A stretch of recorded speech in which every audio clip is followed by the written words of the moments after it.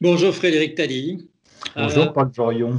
merci de me rendre l'appareil, c'est-à-dire de vous trouver sur PJTV, une initiative récente, où c'est moi qui fais le questionnaire, c'est moi pas le journaliste, l'animateur, où je suis l'animateur. Merci de m'avoir invité au fil des années sur dans les émissions que vous faisiez. Récemment, j'ai invité sur PJTV, j'ai invité Marina Vladi.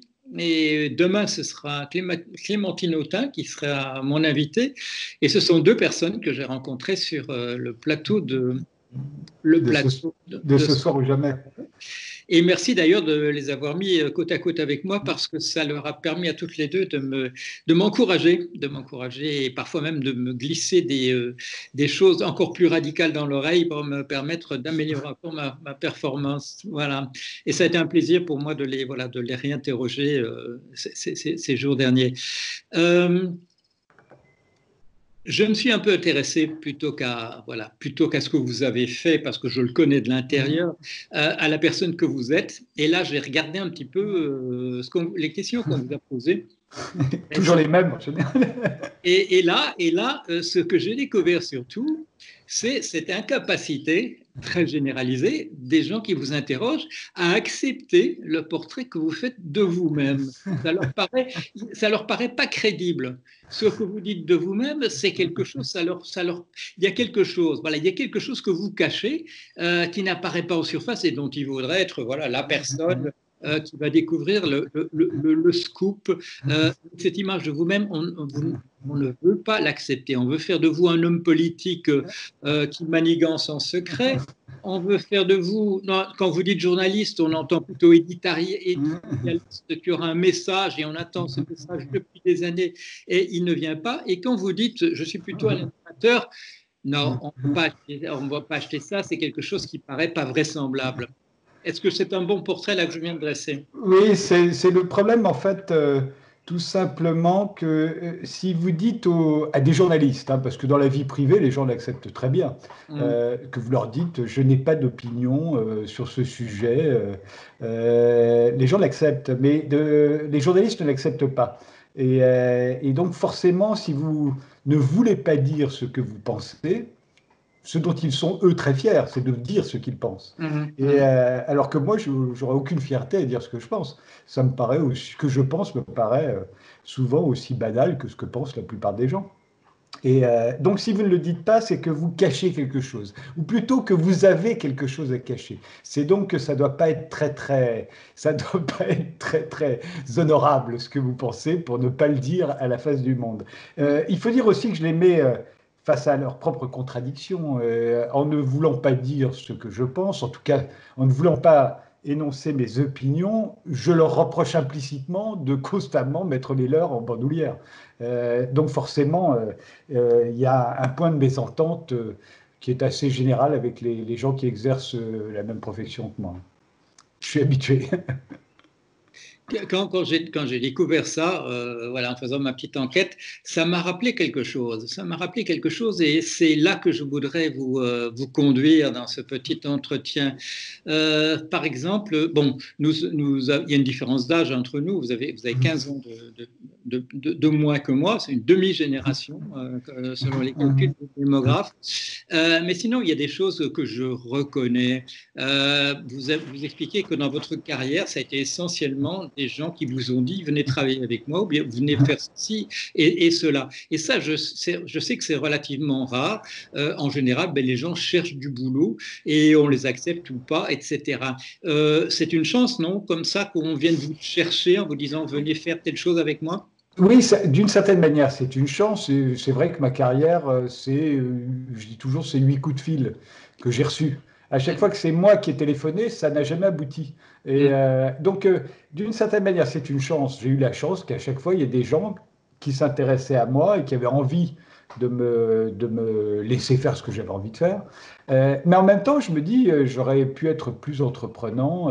Au fond, d'être capable de téléphoner. Et de se vendre, ben, ça ouvre des horizons que j'ai sans doute, moi, ratés dans ma vie. J'en Et tire pas une fierté particulière, au fond. Je vois ça aussi comme un handicap.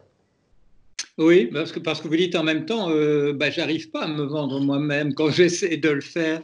Ben, Et, non, c'est souvent que, si, à chaque fois que j'ai passé des coups de fil, les gens étaient contents que je les appelle, mais hum, pour une raison X, ça n'a pas marché, ça n'a pas abouti.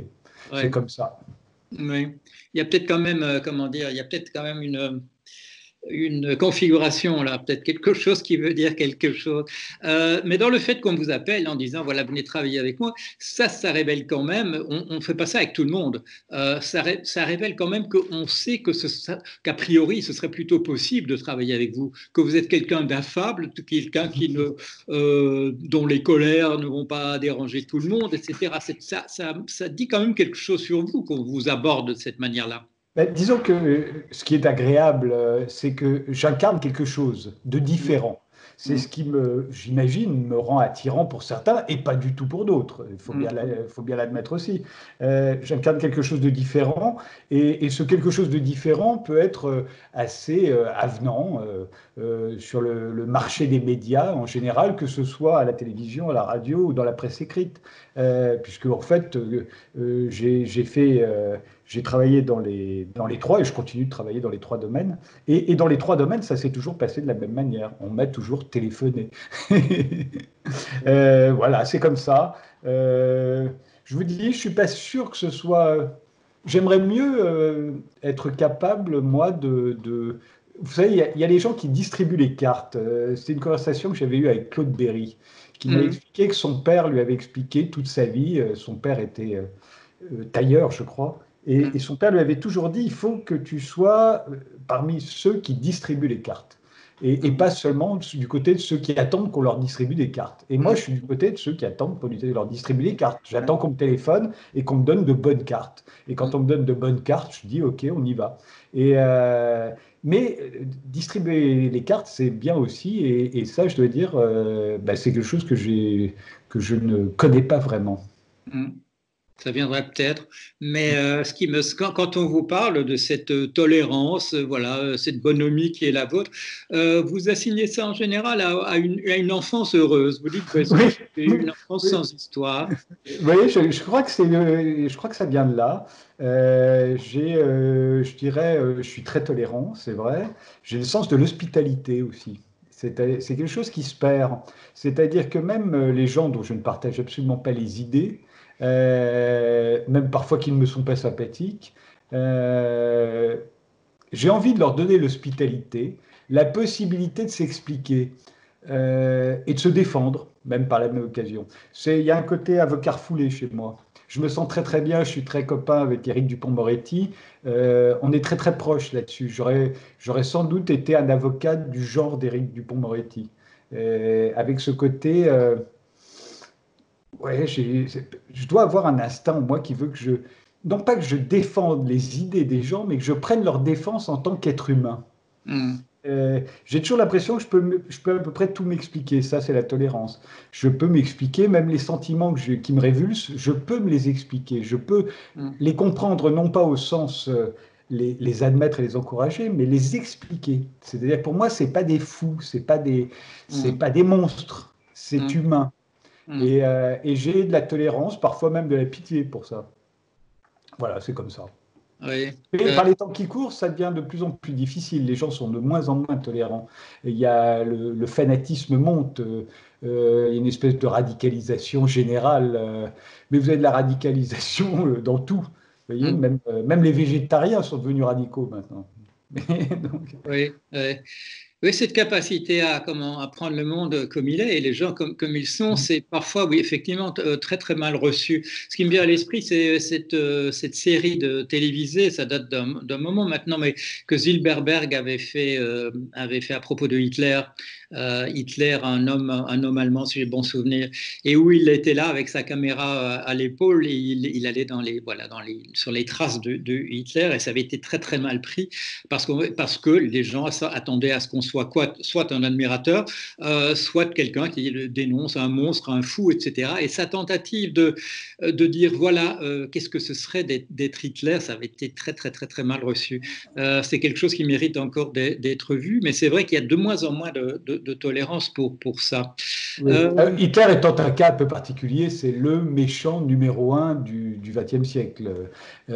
Donc, effectivement, c'est de penser qu'Hitler a été enfant, par exemple, nous est très difficile. Il faut bien l'admettre.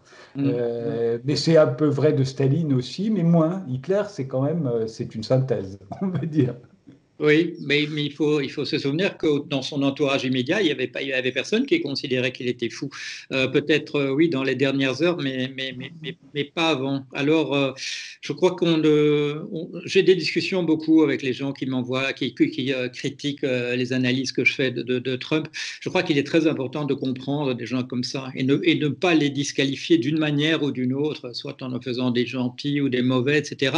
Mais d'essayer vraiment de comprendre comment cette psychologie fonctionne à l'intérieur. Quand vous parlez du milieu familial, vous dites qu'il n'y avait pas beaucoup de familles autour. Et là, c'est une expérience qui est différente de la mienne parce que chez moi, c'était une tribu. C'était juste une famille avec les parents et les enfants? Oui, c'est la famille nucléaire. Il y a pas de quoi. Enfin, j'avais des cousins, mais je les connaissais pas. Mais ma mère et mon père voyaient pas spécialement leurs frères et sœurs.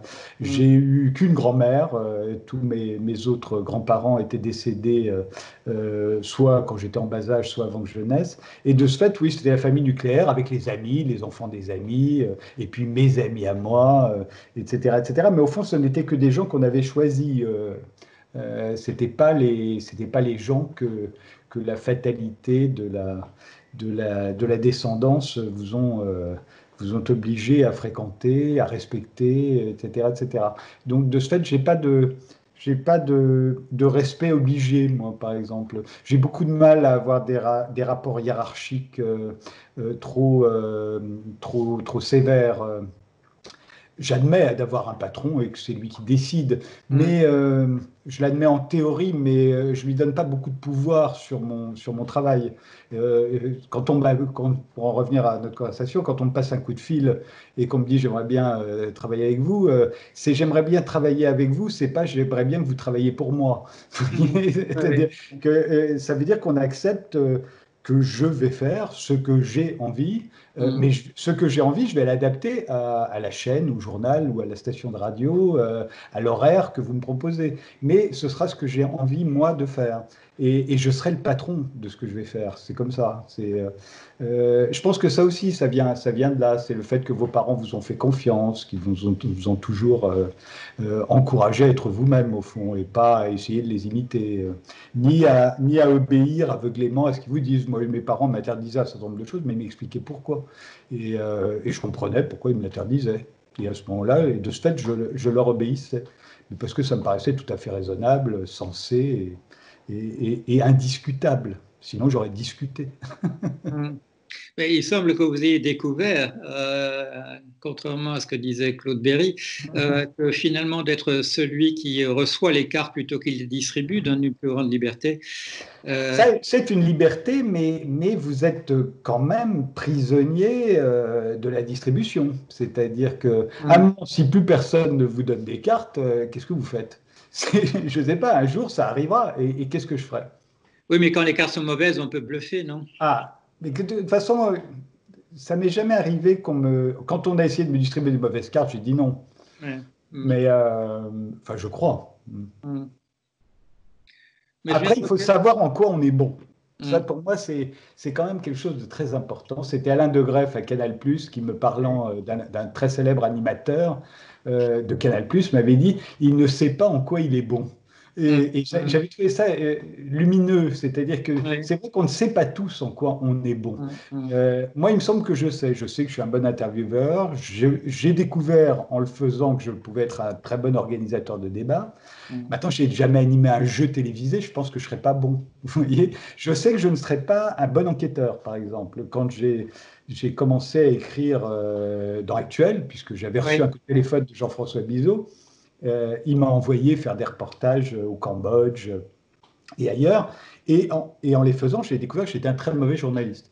C'est-à-dire que j'allais, ce que je reproche souvent à d'autres journalistes d'ailleurs, et je le sais puisque j'ai le même défaut, c'est qu'on va aller trouver au Cambodge ce qu'on est allé chercher. Vous voyez, on est parti avec des idées préconçues, Ouais, ouais, ouais. et puis comme par hasard, on les vérifie sur le terrain. Je ne suis pas un bon enquêteur, c'est évident, et ce serait une erreur pour moi, par exemple, si demain je disais je vais faire une enquête sur le financement de tel ou tel parti politique, outre le fait que ça ne m'intéresse pas une seconde, que pour moi c'est de l'ordre du N'est-ce divertissement, pas? mais, Ouais. mais en plus je ne saurais pas le faire. Je me ferais abuser par tout le monde, vous voyez, ou pire encore, je trouverais ce que je suis allé chercher. Mm. Et là, dans ce que vous venez de dire, là, je repère une raison pour laquelle nous sommes différents. C'est parce que moi, il y avait une grande famille et il y avait je dirais, les opinions de l'extrême gauche à l'extrême droite et se représentaient. Mais c'était une famille où on se voyait beaucoup. Il y avait beaucoup de fêtes de famille où on avait l'occasion de s'écharper sur des questions de cet ordre-là. Et là, ça m'a obligé déjà enfant je dirais, de choisir mon camp. Et c'est peut-être ça qui a fait qu'en plus d'être enquêteur, je voulais aussi me situer sur l'éventail politique. Est-ce que vous connaissez, est-ce que vous avez entendu parler de la Société des observateurs de l'homme? Pas du tout. Alors, elle a existé entre 1799 et 1804. Et c'est une société, maintenant on l'appelle la première société d'anthropologie en France. C'est Broca, Paul Broca, bon, le grand anthropologue physique, l'explorateur du cerveau, qui, quand il a créé la société d'anthropologie en France, a voulu reconnaître ces personnes comme étant des ancêtres, ses ancêtres et les précurseurs de ce qu'il essayait de faire. Et là, on avait des gens comme De Gérando qui a inventé la méthode de terrain. On avait Baudin qui s'était rendu avec Perron qui s'était rendu en Australie à l'époque où elle s'appelait Terre Napoléon. Il y avait Cuvier, il y avait Lacépède. Voilà. Ça n'a pas duré très très longtemps, mais ces gens s'étaient rassemblés simplement autour de l'idée d'être des observateurs de l'homme. Ah, j'oublie Itard, le maître de Victor de l'Aveyron, du Petit Ah Saut. oui. Voilà, lui aussi était là. Et il voulait observer l'homme. Il voulait observer l'homme sans, comment dire, sans a priori.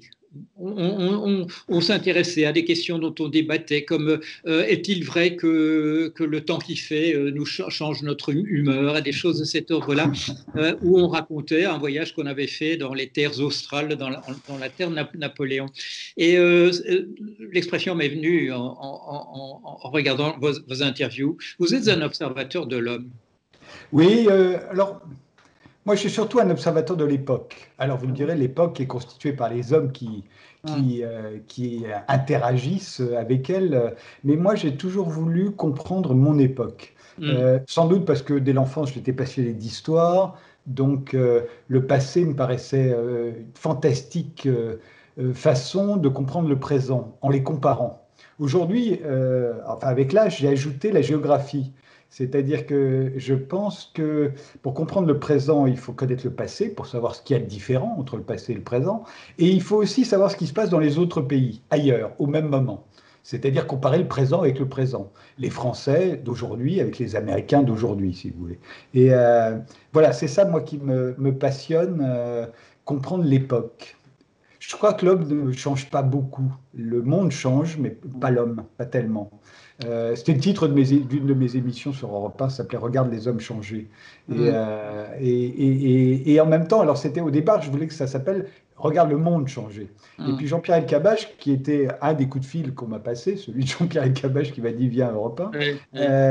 Jean-Pierre m'avait dit tu sais, le jour où tu invites Edgar Morin, bah, c'est bien, regarde le monde changer, mais le jour où tu invites Ophélie Winter, c'est plus difficile. Alors il vaut mieux l'appeler Regarde les hommes changer. Et Mm. d'ailleurs, depuis la pub d'Europe 1, c'est devenu Regarde le monde changer, qui est le titre d'une autre émission que j'ai faite aussi. Et donc voilà, maintenant, en tant qu'intervieweur, oui, c'est l'autre qui est en face de moi qui m'intéresse. Il m'intéresse vraiment. Si je l'interviewe, c'est parce que vraiment il m'intéresse. Pas forcément parce que j'apprécie ce qu'il fait, ni parce que je suis d'accord avec lui, mais parce qu'il m'intéresse. Il représente quelque chose à mes yeux, et pas seulement à mes yeux, puisque ce sont généralement quand même des gens assez connus. Il représente quelque chose dans l'époque. Et à ce moment-là, je m'intéresse véritablement à lui. Mais sinon, l'homme en lui-même, pour reprendre le titre de votre société du début du 19e, je trouve qu'il n'a pas beaucoup changé. Je suis un grand lecteur de Peggy Sastre et des anthropologues darwiniens.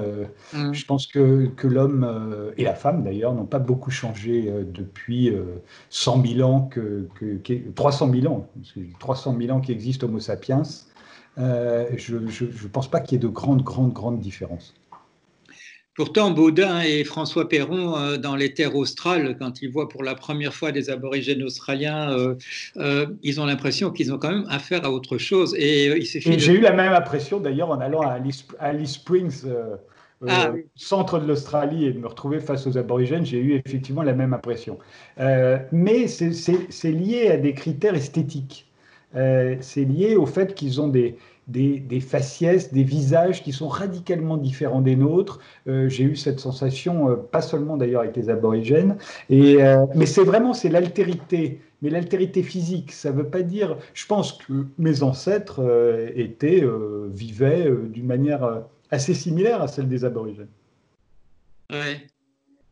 Mais c'est sûr que la part de culture est quand même considérable, et d'habiter Paris, c'est pas la même chose que d'habiter dans le désert, dans le bush australien. Mais on retrouve des choses. Oui. Mais le regard que vous portez, que ce soit sur l'époque, que ce soit sur les gens, vous insistez sur le fait que ce soit un regard de généraliste et pas de spécialiste dans une dimension particulière.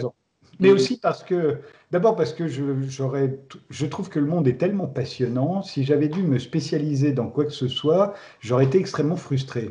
La deuxième raison, c'est que comme j'ai pas fait d'études, je suis un autodidacte, je suis allé picorer selon ma fantaisie. Et mes études à moi, je les ai faites pendant une dizaine d'années où j'ai pas travaillé, j'ai pas non plus fait d'études entre 18 et 29 ans. Et c'est mes études très personnelles, on va dire. Mais ça m'a permis de sauter d'un sujet à l'autre en permanence. Et pour moi, tout communique. Alors, il y a des domaines que je comprends très mal, comme les sciences, par exemple. Mais le peu que j'en sais, je vois bien que ça communique avec tout le reste. S'intéresser à l'histoire sans s'intéresser à l'histoire des sciences, c'est impossible. L'histoire est rythmée par les découvertes scientifiques. Nos vies sont considérablement influencées et par la science et par la technologie. Donc pour moi, tout communique. Le théâtre communique avec la politique, l'économie, l'histoire, le cinéma, la géographie. Voilà. Et donc je ne peux pas me spécialiser. J'adore sauter du coq à l'âne, d'un sujet à l'autre, et toutes les émissions que j'ai faites, ça a toujours été ça. Ça aussi, ça a pu énerver quelques-uns de mes collègues qui me demandaient en quoi j'étais légitime à interroger aussi bien des économistes que des acteurs de cinéma, et je leur ai dit que pour moi, il n'y avait pas de différence, et il n'y en a pas. En réalité, il n'y en a pas. Il y a en revanche un domaine que je m'interdis totalement, c'est la santé. C'est-à-dire que je n'interviewe jamais un médecin pour qu'il me dise comment on guérit le cancer ou le coronavirus.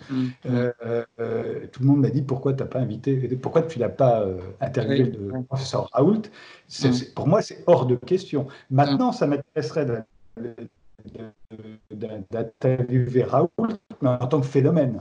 Pas en tant que comment guérir le coronavirus. Vous voyez, parce que s'il peut me raconter n'importe quoi, je serais incapable de voir s'il est sérieux ou pas. Je ne suis pas économiste, mais je suis capable de comprendre ce que me dit un économiste, et surtout de savoir si ce qu'il dit est complètement original, s'il est le seul à le penser, ou si les économistes sont assez nombreux à partager son sentiment. Donc, je ne suis pas comme un singe dans une librairie en discutant avec un économiste ou même avec un joaillier, ou avec tout ça, c'est dans mes cordes, on va dire. Il suffit que je travaille un peu et je comprends. Et j'essaye même d'être à égalité avec lui quand je lui parle. C'est-à-dire qu'il ne peut pas me mentir. Vous voyez. Mais en revanche, avec un médecin, je ne peux pas. Donc, je m'interdis les médecins. Je n'ai jamais eu un type qui est venu m'expliquer comment on guérissait le cancer, etc. Dans un entretien, vous avez dit je voulais que personne ne me dise ce que je devais faire. Là, on en a parlé. Vous avez dit aussi je voulais inventer mon propre métier. On vient Ouais. de le voir. Et vous avez dit aussi je voulais avoir l'impression de ne pas travailler. Qu'est-ce que vous vouliez dire? Ben, il y a eu un refus du travail chez moi qui date, je peux dater très précisément. Mon père était banquier et il avait une vie très agréable. Il prenait des avions tous les jours, il était toujours bronzé, il était rarement au bureau. J'ai l'impression qu'il s'amusait beaucoup. Et quand à la campagne, le week-end, on recevait ses copains qui souvent faisaient le même métier que lui. Et je me disais, tous ces types doivent avoir des métiers géniaux. Et puis, quand j'ai eu 16 ans, pendant l'été, je suis allé travailler pendant l'été pour gagner de l'argent dans la banque de mon père. Hum, Et j'ai vu ces mêmes copains que je voyais le week-end, je les ai vus à leur bureau et c'était plus du tout la même chose. Ils regardaient l'heure, ils étaient inscrits au club photo, ce que je trouvais totalement pathétique. Il y avait des types de 40 ans qui allaient à 17 heures, qui attendaient l'heure pour aller au club photo. Je me disais, mais quelle hum, vie ils ont, c'était atroce. Et là, je me suis dit, jamais je ne serai salarié. C'est pas possible. Je ne peux pas vendre mon temps. Je ne hum. peux pas me retrouver avec quelqu'un qui me dit, attends, là, tu es arrivé en retard ou tu es parti trop tôt. Et ça a été un véritable refus et à tel point que je l'ai même refusé de faire des études pour ne pas risquer un jour, à un moment donné, que la nécessité fasse que je me retrouve salarié ou en tout cas astreint à un métier avec des obligations. Donc j'ai arrêté mes études et je me suis, oui, j'ai inventé mon métier. Je dis ça parce que d'une certaine manière, personne ne m'a appris à le faire comme je le fais. Hum. Je préfère dire toujours que je suis animateur que journaliste, mais au fond de moi, je sais bien que j'ai une espèce de fibre journalistique. J'ai envie de, de ramener les gens à la réalité et pas d'être tout le temps dans des considérations fumeuses ou dans de la désinformation. Je déteste la désinformation, j'aime pas l'ignorance. Maintenant, je sais qu'aussi on peut avoir des visions différentes d'un même sujet et je l'admets. Hum. Mais la désinformation, le mensonge, l'ignorance, ça peut me faire dresser les cheveux sur la tête. Toujours est-il que j'ai inventé ma façon de faire du journalisme, j'ai inventé ma façon d'interviewer les gens, parce que personne ne vous apprend à interviewer. Vous ne pouvez pas interviewer les gens en dehors de ce que vous êtes. Mais j'ai inventé aussi, quand j'ai fait Paris Dernière, ma façon de filmer. Dans Paris Dernière, je filmais avec une petite caméra, la première petite caméra numérique que j'avais achetée à Singapour. Je filmais cette émission en caméra subjective. C'était la première émission entièrement numérique. Oui, j'ai inventé mon métier, à la fois de filmeur, d'intervieweur, de réalisateur, puisque c'est moi qui réalisais l'émission.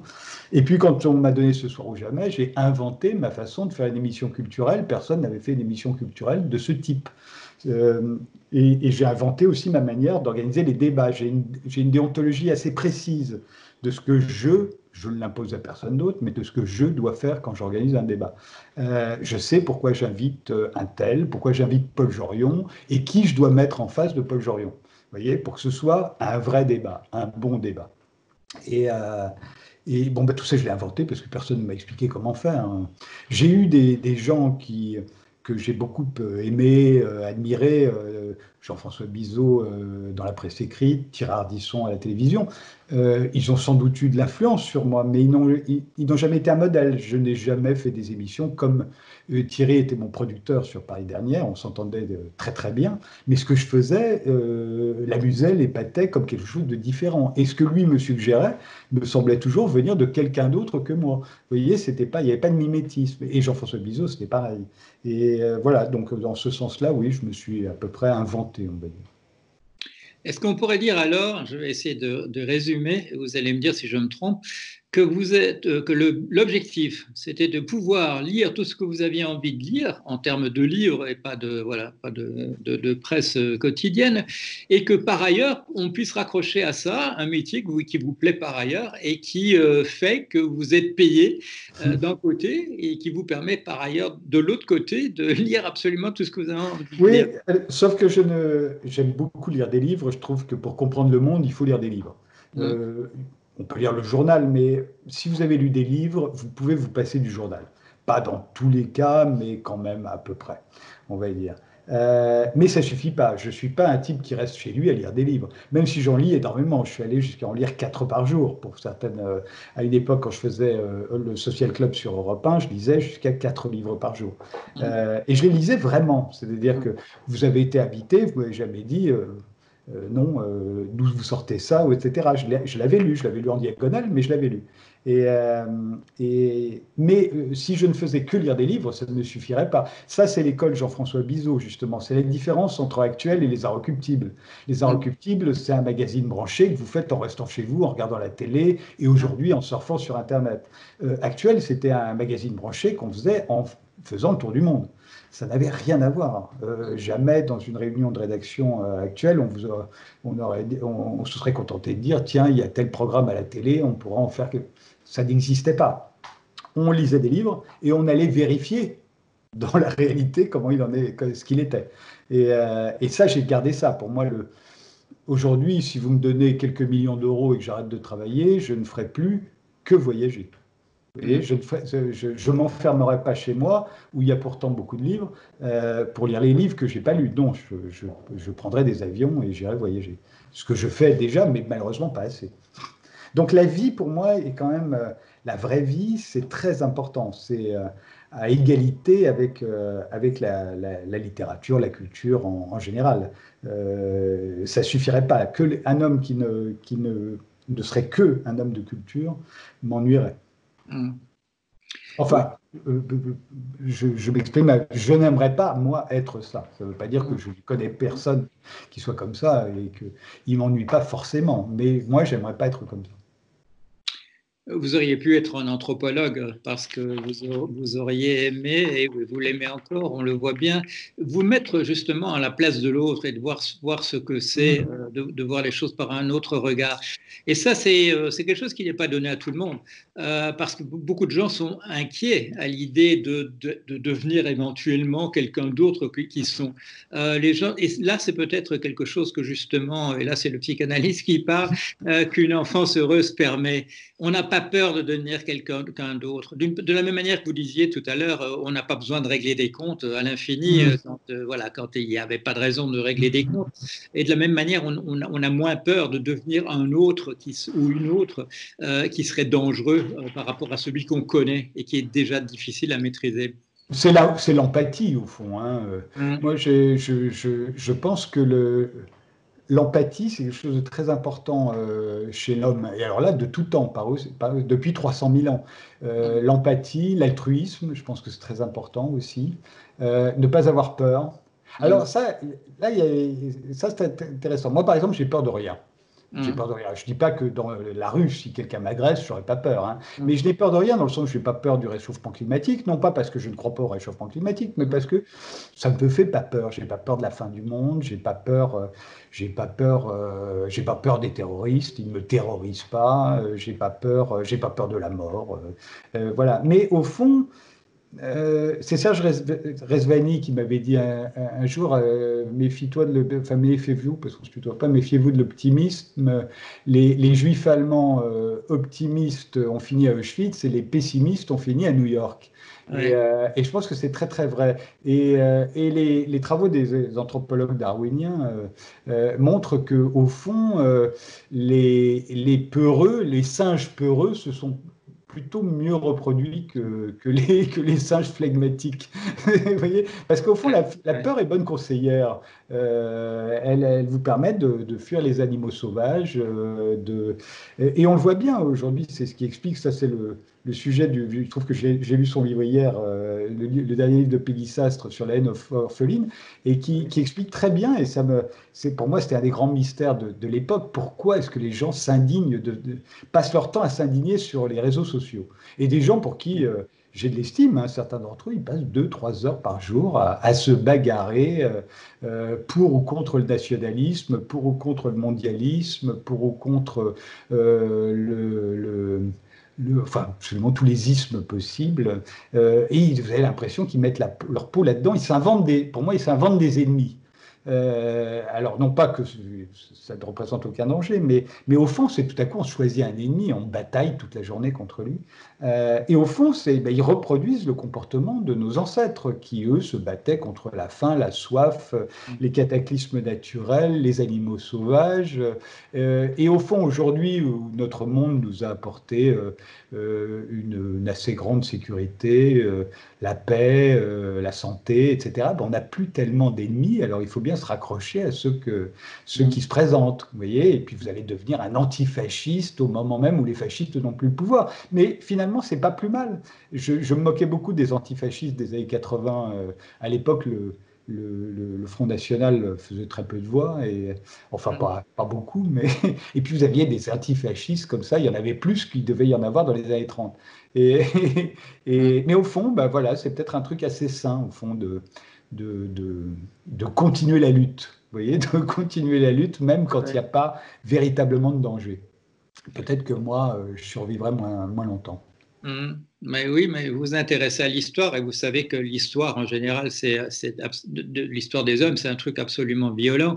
Je regardais un petit peu pour un cours la conquête du Nouveau Monde, et cette conquête du Nouveau Monde a été essentiellement rendue possible par ces guerres incessantes que les factions et que les nations amérindiennes se faisaient entre elles. Oui, vraiment... et puis il y a aussi les microbes qui ont beaucoup joué. Oui, mais on oublie le politique. On a un peu tendance à dire que c'est vrai aussi pour la variole, et c'est vrai aussi. Mais j'aurais tort j'aurais peur d'exonérer Trump et ses ancêtres si je disais que c'est essentiellement la maladie qui a éliminé les Nord-Américains. Ça a aussi été des canons et des armes, mais ça n'a pas été que des armes de cette poignée d'Espagnols ou de Portugais. Ils ont trouvé sur place un terrain favorable dans le fait que nous soyons prêts à la bagarre de manière permanente, et qui peut même conduire effectivement à des frustrations quand il n'y a pas assez de bagarre autour et qu'on essaie de s'en inventer sur les réseaux sociaux. Ouais. Mais en même temps, je vous dis,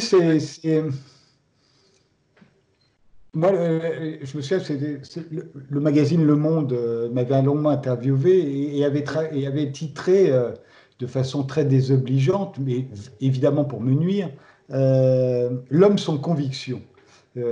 Alors que dans l'interview, j'expliquais que je m'étais débarrassé de mes opinions. Pour moi, les opinions, d'avoir une opinion sur tout, sur la croissance, sur l'euro, sur tout ça, ne me semble tout à fait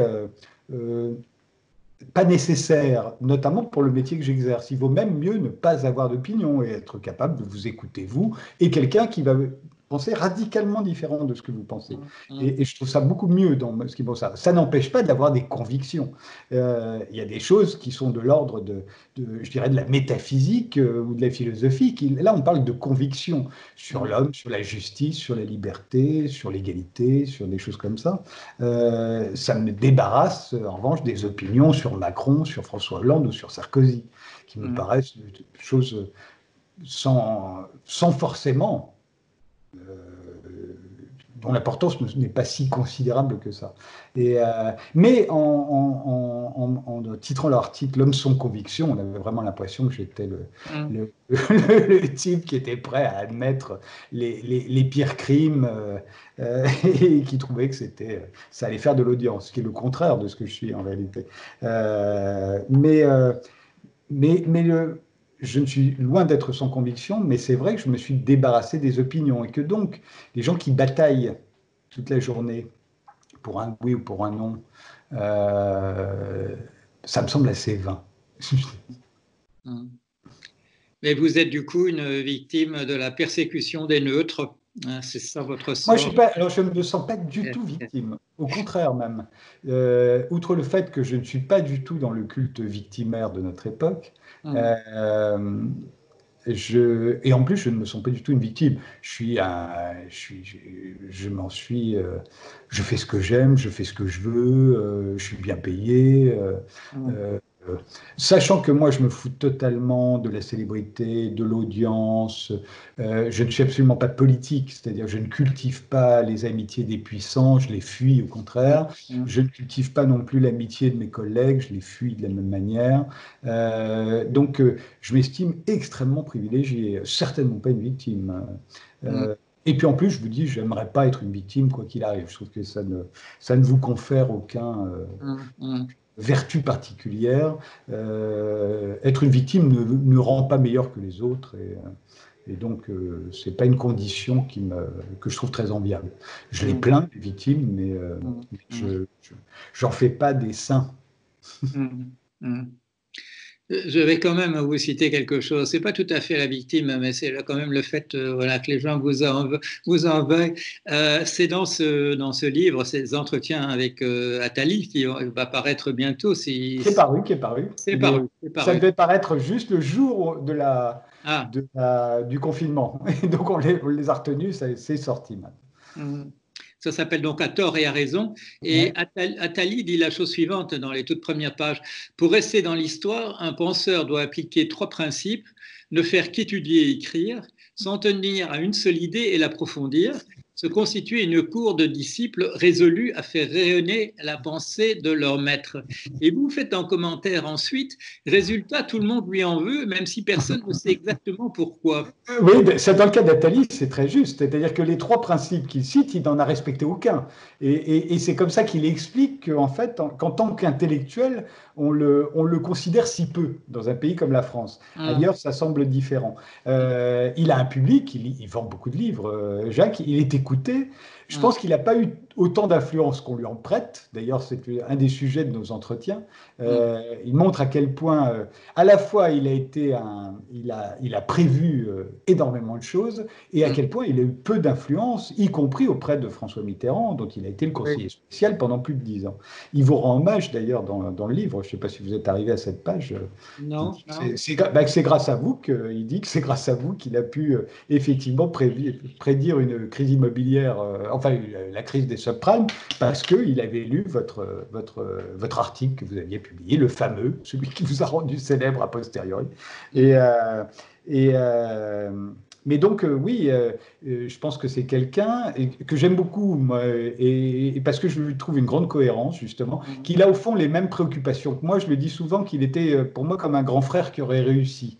C'est-à-dire qu'il a fait de très bonnes études, il a eu des emplois très sérieux. Moi, je me considère comme un petit amateur comparé à Jacques. C'est un grand compilateur. Moi aussi, je suis un compilateur. Je saute d'un sujet à l'autre comme lui. Il le fait sûrement de façon plus brillante. Puis lui, il a fait une œuvre, si vous voulez, ce que je n'ai pas fait. Mais je me reconnais beaucoup en lui dans cette volonté de comprendre l'époque. Alors lui, il veut l'influencer. Moi, pas tellement, au fond. J'ai renoncé à influencer mon époque, même si je le fais en faisant Ce soir ou jamais pendant 10 ans, j'ai sûrement eu de l'influence, en tout cas, on m'en prête, et beaucoup de jeunes gens viennent à moi aujourd'hui et me disent « Oh là là, c'est grâce à vous que je me suis intéressé à tel sujet ou à tel sujet. » Quand je faisais Paris Dernière avant, pendant 8 ans, j'ai eu toute une génération qui m'a dit « Ah, c'est grâce à vous, c'est vous qui m'avez donné envie de venir à Paris. » Donc, j'ai sans doute eu de l'influence, mais pas du même ordre qu'un conseiller de président de la République. Vous voyez. Après, vous évoquez cette émission et moi, je l'ai dit d'entrée, j'ai d'excellents souvenirs d'avoir été là parce qu'effectivement, vous rassembliez et vous l'avez dit, que vous m'avez fait venir quand il y aurait en face quelqu'un avec qui je pourrais m'affronter, en particulier Monsieur Eric Worth. Mais vous m'avez dit aussi un jour, mais vous allez me dire si je me trompe, que quelqu'un n'était pas venu aussitôt qu'il avait entendu que je serais là. Est-ce que c'était arrivé? Maintenant, je ne me souviens plus du tout de qui il s'agissait, mais c'est sans doute vrai. Mais vous savez, c'est dans tous les sens. Hein. Les gens, c'est très drôle d'ailleurs, aussi bien quand je faisais Ce soir à jamais ou aujourd'hui que je fais Interdit d'interdire sur RT, les commentaires sur les forums, etc., réclament à corps et à cri tel débat entre deux grands champions que tout oppose. Et ils ont l'air de ne pas comprendre pourquoi on n'organise pas ce débat. Mais c'est totalement méconnaître la nature humaine. C'est-à-dire que les gens ne veulent pas discuter avec tout le monde. C'est extrêmement difficile de mettre en face des gens radicalement opposés.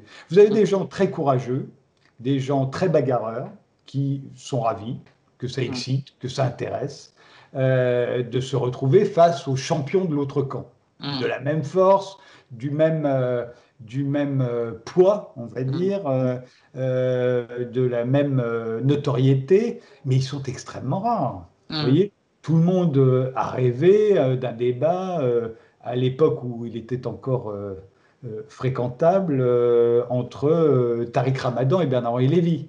Vous voyez, moi, pour les avoir invités l'un et l'autre et les connaître un peu, je leur trouvais en plus, je sais que ça ne fait pas rire quand je dis ça, mais j'ai trouvé beaucoup de points communs, vous voyez, et notamment dans la voix. Et ça m'aurait beaucoup intéressé, mais c'était hors de question que Bernard-Henri Lévy accepte un débat avec Tariq Ramadan. En revanche, Alain Finkielkraut l'a accepté et je l'ai fait. Mais c'est très rare, des gens comme Alain Finkielkraut que j'ai pu opposer à la fois à Tariq Ramadan, mais aussi à Alain Badiou ou à Ouria Boutelja. Vous voyez, c'est extrêmement rare. Et la première chose que les gens vous demandent quand vous les invitez dans un débat, c'est qui va y avoir. Et vous ou d'autres, c'est pas du tout, vous n'êtes pas celui qui posait le plus de problèmes. Il y en a d'autres. Éric Zemmour, ça va sans dire, il y a très peu de gens qui voulaient se retrouver. Jacques Attali, par exemple, est un type qui lui aussi aime beaucoup aller, alors même y compris face à des gens qui ne sont pas du tout dans sa catégorie. J'ai mis Attali sur le même plateau qu'Étienne Chouard, par exemple, vous voyez. Et il y avait 6 ou 7 personnes, comme il y avait à l'époque, toujours dans Ce soir ou jamais. Et Attali ne connaissait pas Chouard. Il a vu tout de suite que c'était lui qui était intéressant. C'est très amusant. Et il est allé naturellement contre Chouard. Après, il a reconnu que finalement, ce qu'avait dit Chouard n'était pas bête. Le côté tirage au sort, qui serait une meilleure organisation démocratique que l'élection. Et Jacques, naturellement, de façon un peu spontanée, a plutôt plaidé contre. Et puis, en fait, en y réfléchissant, a trouvé que c'était pas si bête que ça. Et a beaucoup regretté d'avoir été aussi en désaccord avec Chouard. Sur ce sujet, sur d'autres, à mon avis, il serait en désaccord profond. Mais sur celui-là, il n'était pas tant, ils n'auraient pas dû l'être tant que ça. Mais voilà, Attali, il n'a pas peur de venir discuter avec Zemmour. Et il sait qu'il va prendre, que c'est pas. Parce qu'Attali cristallise sur lui un certain nombre d'a priori, on le voit comme un chantre de la mondialisation heureuse, du capitalisme sauvage, qu'il n'est absolument pas, parce que vous n'en trouvez la trace dans aucun de ses livres. Mais il passe pour ça, et il sait qu'il va être caricaturé dans un débat avec Zemmour, qui va évidemment lui reprocher d'être un homme hors sol, qui ne fréquente que les aéroports, etc. etc. Mais voilà, donc c'est pour dire que c'est pas facile d'organiser des débats. Les gens que vous voudriez voir ensemble, ou plutôt l'un contre l'autre, se prêtent pas forcément facilement à l'exercice. Moi, je me souviens plus celui ou ceux qui avaient refusé d'être avec vous, mais il devait y en avoir. Mais encore une fois, je pense pas que vous étiez celui qui comme ça, était le plus, vous n'étiez pas fait un repoussoir. Vous voyez, il y a des repoussoirs, pas vous. Je me souviens d'un exemple, c'était pas dans votre cadre, mais c'était dans un autre cadre où il y avait eu une vedette, un ténor de l'ultralibéralisme qui avait accepté d'enthousiasme le débat avec moi, et puis comme ça tournait en déroute pour lui, l'animateur, qui avait été simplement un animateur, est venu me dire, consterné, que cette personne allait déposer plainte contre lui pour avoir pris parti pour moi. Est-ce que ça vous arrivait, des choses comme ça? Non, jamais. Alors moi, je peux vous dire, et c'est très sincère, j'ai fait 10 ans Ce soir ou jamais, j'ai fait 750 émissions, jamais personne n'est sorti et ne m'a fait le moindre reproche. Ça ne veut pas dire qu'ils ne se sont pas plaints après. Il y a des cas très célèbres de gens qui, sur le plateau, étaient ravis, trouvaient que tout était formidable, qu'ils avaient eu l'avantage sur leurs adversaires. Et puis après, quand ils sont sortis de là, se sont rendus compte que ça n'était pas du tout le cas. Et qui donc ensuite, ne pouvant admettre qu'ils avaient été moins convaincants, on va dire, que leur adversaire, s'était dit que forcément j'avais dû truquer le débat. Mais jamais personne, en réalité, n'est sorti du plateau en me disant vous ne m'avez pas laissé parler, vous étiez d'accord avec l'autre. Jamais, ça n'est jamais arrivé. Jamais personne, à part dans des cas de mauvaise foi flagrante et a posteriori, ça n'est jamais arrivé. Donc non, jamais personne n'est venu. Et puis moi, je vous dis, je n'ai jamais piégé les gens. C'est-à-dire, c'est un truc dont Thierry Ardisson est coutumier. Vous lui dites, OK, je viens dans ton émission, mais on ne parle pas de tel sujet, il va forcément vous en parler. Et puis, il ne va pas vous dire qui y aura sur le même plateau, parce qu'il sait que s'il vous dit qu'il y aura un tel, vous ne voudrez pas venir, donc il ne vous le dit pas, etc. Toutes choses que moi, je ne fais jamais. Et je sais que c'est un de nos sujets de désaccord, il m'a toujours trouvé trop... je lui dis, je suis trop bien élevé. Je lui dis, c'est vrai, je suis trop bien élevé, je ne peux pas... prendre parti, avantager quelqu'un au détriment de quelqu'un d'autre, piéger les gens, leur mentir, je ne peux pas. C'est pas possible. Donc, non, jamais de reproche de la sorte. Ouais. Vous ne le savez peut-être pas, mais vous m'avez offert vraiment un des grands moments dans ma vie. C'est au sortir de Ce soir ou jamais, et au moment où je sors du studio et je me trouve dans le couloir, il y a aligné des deux côtés, il y a les techniciens, et en silence, ils m'applaudissent. Ça, c'est joli, ça. Oui, Ouais. ça fait plaisir, j'imagine. Hein. Ah, ça, oui. Ouais, ça, je pense que c'est... Oui, non, mais alors ça, par exemple, il ne l'aurait jamais fait sur le plateau. Non, bien entendu. Non, mais c'est très important. C'est-à-dire que une des premières choses que j'ai instaurées avec Ce soir ou jamais, c'est le public n'applaudit pas.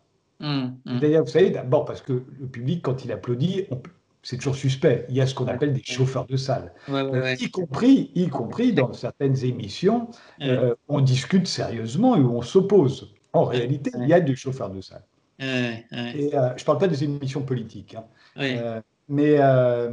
Et donc, moi, j'ai dit, et je savais qu'il y aurait des débats, évidemment, c'était la base de l'émission, faire une émission culturelle où il y aurait des débats et où on parlerait de l'actualité. Donc, il y avait toutes les raisons d'avoir des manifestations de sympathie ou d'antipathie, des applaudissements et des ouh. Et j'avais interdit ça sur le plateau. Donc, le public savait qu'il n'applaudirait que les gens qui faisaient de la musique ou les gens qui jouaient ou qui récitaient quelque chose. Là, on peut applaudir, mais pas les idées.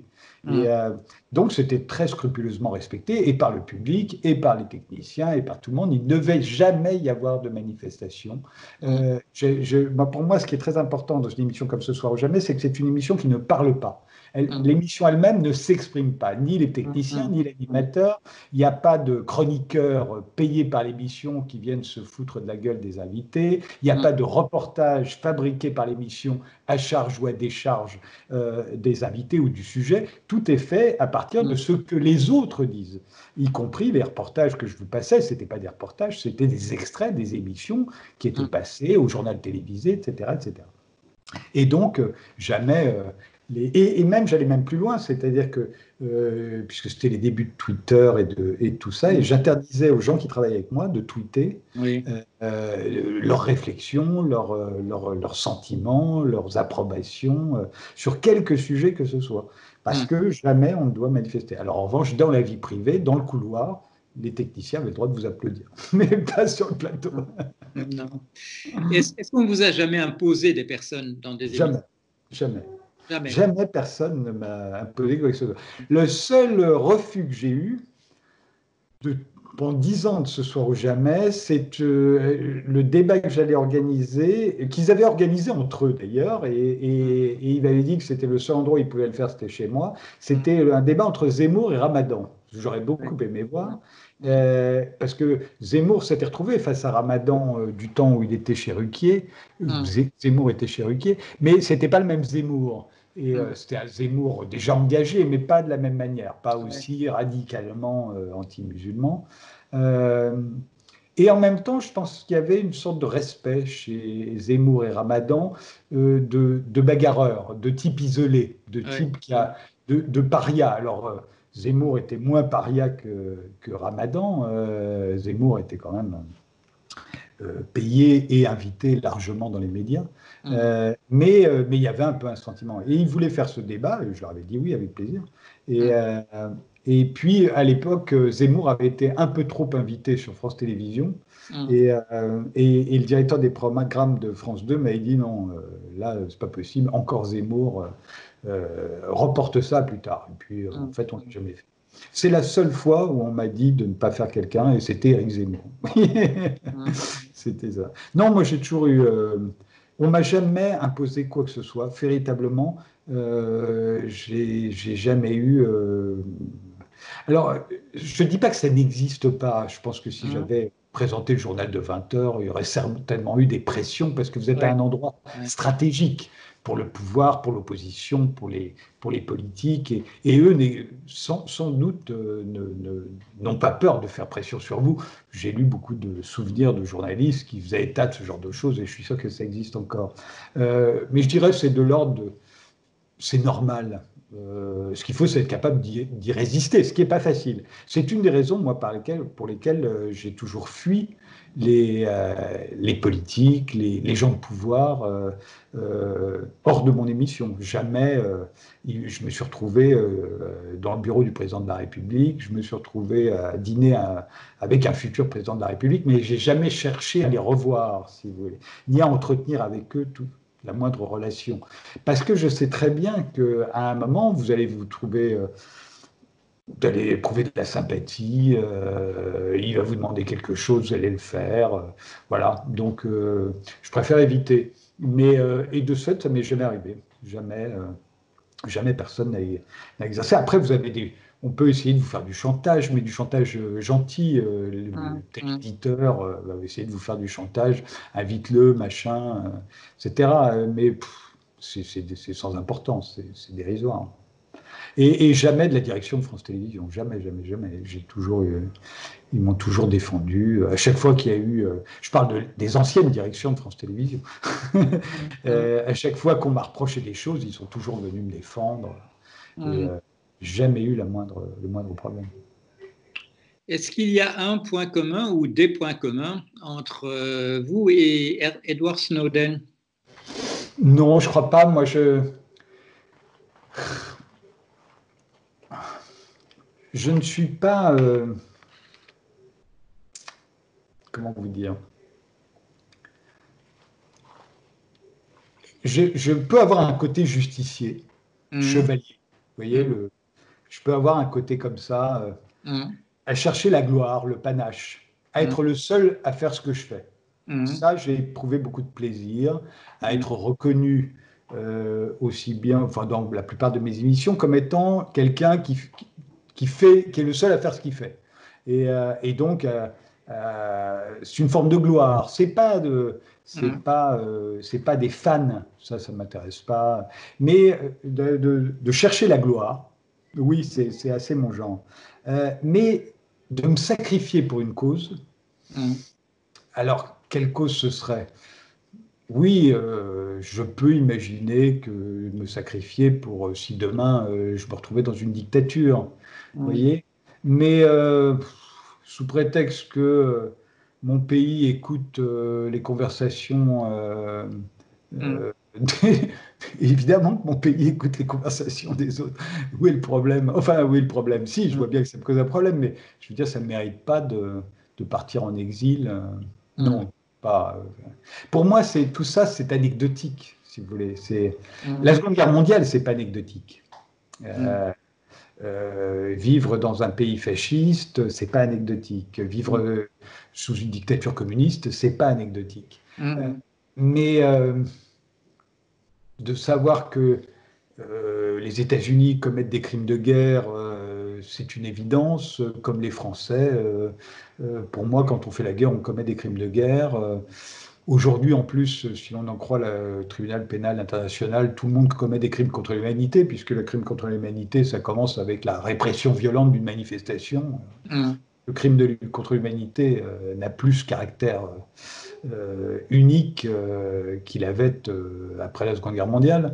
Donc, dénoncer tel crime, dénoncer... je comprends qu'on le fasse en tant que journaliste. Je conçois très bien que Julian Assange, pour moi, est un journaliste, même si on peut lui reprocher des choses, y compris en tant que journaliste. Mais ça ne mérite pas de passer, je ne veux pas passer 9 ans enfermé à l'ambassade de l'Équateur à Londres, vous voyez, non. Je veux bien faire des émissions courageuse ou avoir un comportement courageux dans mon métier, mais pas à ce point-là. Mais aussi pour la raison, je vous disais, pour moi, ça ne mérite pas ça. Vous voyez, ça mérite, on peut se sacrifier quand on vit dans une dictature, mais pas pour dénoncer les fautes d'une démocratie. Même si pour moi, la démocratie, c'est pas non plus la panacée universelle. On pourrait sans doute faire mieux. On va essayer, on va essayer. J'ai pensé à comment terminer ceci. Je me suis dit que c'était l'art qui allait nous aider, comme dans les émissions de Ce soir ou jamais, où il y avait toujours un ou une artiste. J'ai découvert des gens formidables justement en fin de vos émissions. Je vais faire 2 choses. Je vais d'abord vous lire le tout début d'un petit poème, et je vous demanderai ce qui vous évoque. Et ensuite, j'ai choisi une chanson dont j'ai le sentiment que la philosophie, c'est probablement la philosophie qui nous est commune. Alors, je vais commencer par le petit poème. Il dit ceci: il est terrible le petit bruit de l'œuf dur cassé sur un comptoir d'étain. Il est terrible ce bruit quand il remue la mémoire de l'homme qui a faim. Qu'est-ce que ça vous évoque? Ça m'évoque mes 12 ans, parce que j'ai adoré Jacques Prévert quand j'avais 12 ans.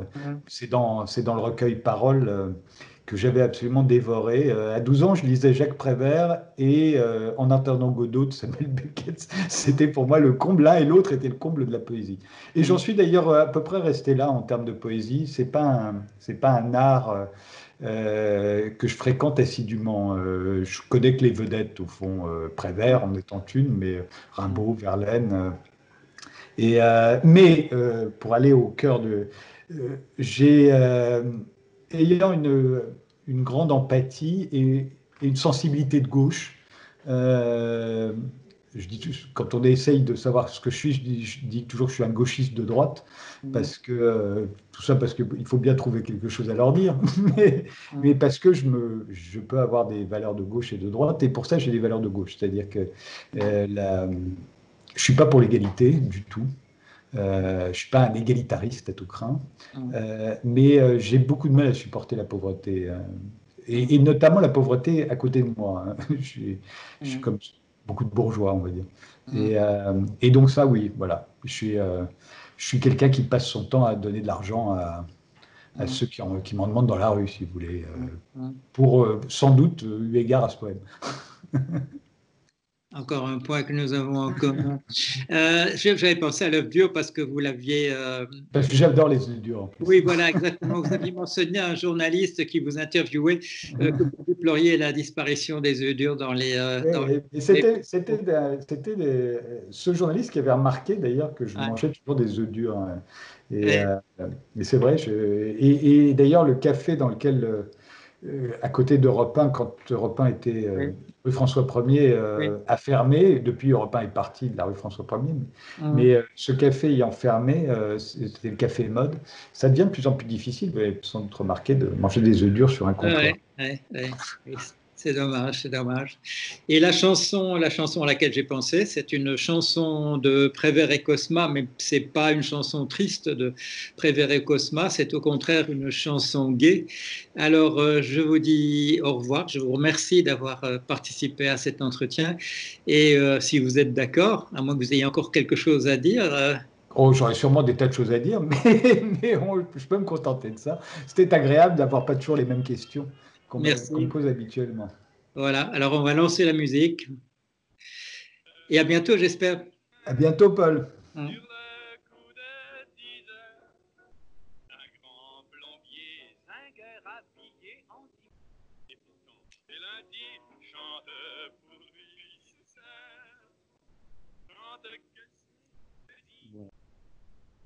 Vous reconnaissez, c'est Yves Montand. Non, et je l'entends pas bien du tout. Ah, c'est la Je la fête. connais pas. Ah non? Non, je connais pas cette chanson. Ah, C'est laquelle? il faudra l'écouter. Alors, c'est Et la fête continue. C'est de Prévert et Cosma. Et c'est un homme qui est ivre à 10 heures du matin au comptoir, mais qui dit que la vie est belle, qu'on est jeudi et que l'école est finie, que la guerre est finie et que les filles sont jolies et il part dans le soleil. Oui, Voilà. oui, bah, ça me convient très bien. Je vais aller l'écouter de ce pas. À bientôt. La fête continue. Au À revoir. bientôt. Merci. Merci. Au revoir. Au revoir. Bien, on a arrêté. Ouais. J'arrive.